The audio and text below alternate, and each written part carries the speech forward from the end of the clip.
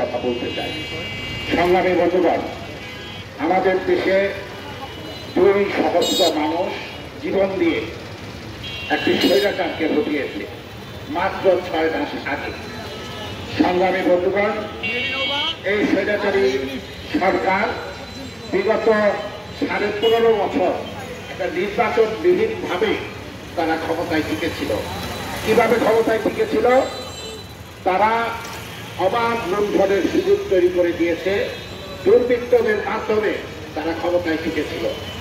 একদিকে ব্যাংকের টাকা লুটপাট করা, বিদেশে টাকা পাচার করা, দ্রব্যমূল্য আকাশচুক্তি করা, তার মাধ্যমে টাকা লোপাট করা এবং এর সাথে একটা সন্ত্রাসের নৈরাজ্য সেইটা তারা প্রতিষ্ঠা করেছিল।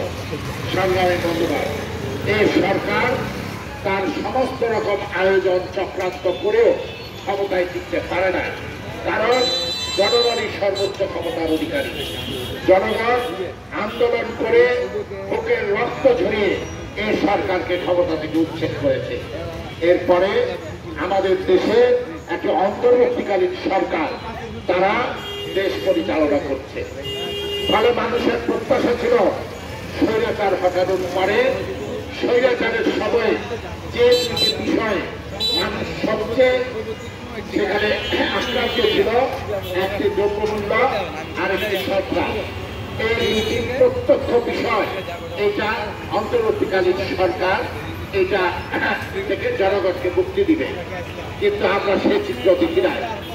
6 মাসের বেশি অন্তর্বর্তীকালীন সরকার ক্ষমতায় আছে।